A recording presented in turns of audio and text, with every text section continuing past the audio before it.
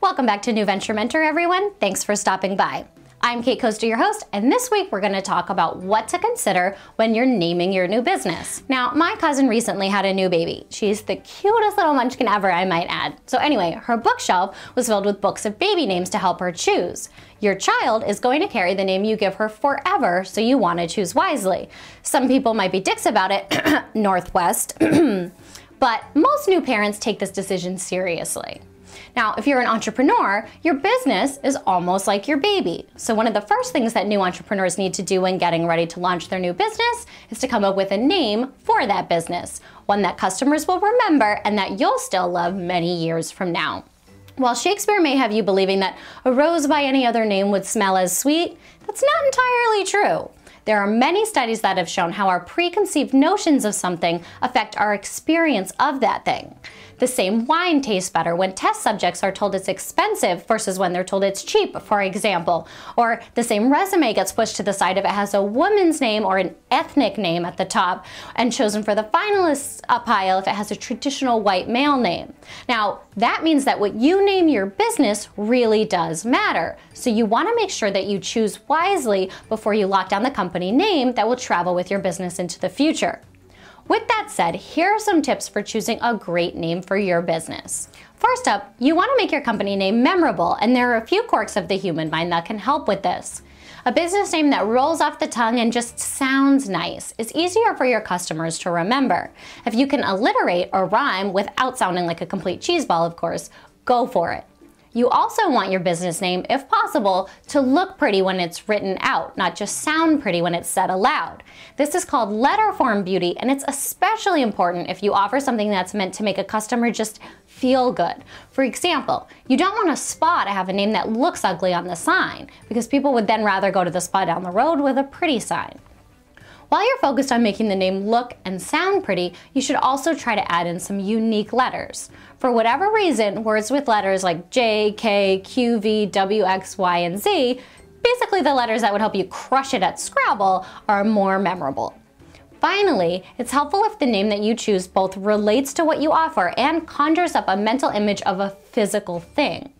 For example, the Seashore Spa gives you a bit of alliteration, it makes it clear exactly what your business is, conjures a mental image of a physical thing, and it looks and sounds pretty. It just doesn't have any of those point-grabbing Scrabble letters, but hey, you can't win them all. Next up, consider the markets that you want to have a presence in and double check that your name works just as well in the language and culture of all of the markets you want to enter. The most infamous story about this relates to the Chevy Nova. Nova is a pretty innocuous name in English, but in Spanish it sounds like Nova, which means it doesn't go. It's probably not the best association that you could have with a car name. Another example is when I was working at an internet advertising startup and we were supposed to promote an online game that was basically like that old school Nintendo game Duck Hunting, but it was on Facebook.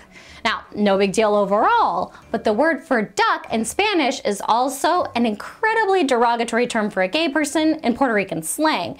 And given that the game was about hunting ducks, the team clearly decided to make some changes to the promotion once I pointed this out to them. As you choose your company name, just be cognizant of how that name will come across to all of your potential customers, not just those who are from the same culture and speak the same language as you do.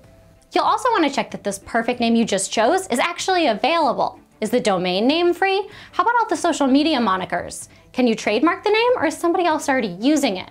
Do some research online to make sure you can take control of whatever name you choose, both online and off, and be sure that it's easy enough to spell that people will be able to find you easily when they search for you online.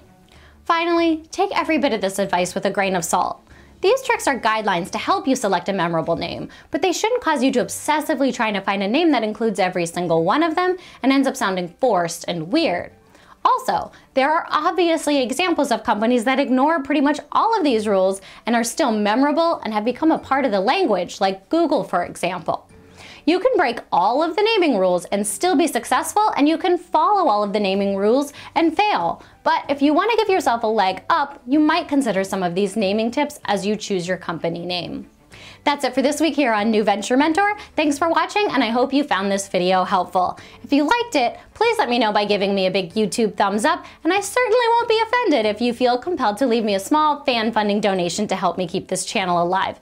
If not, no worries. But don't forget to subscribe to my channel here on YouTube and to my email newsletter over at katecosta.com so that you'll never miss any of the latest tips and info to help you plan, launch, and grow your business.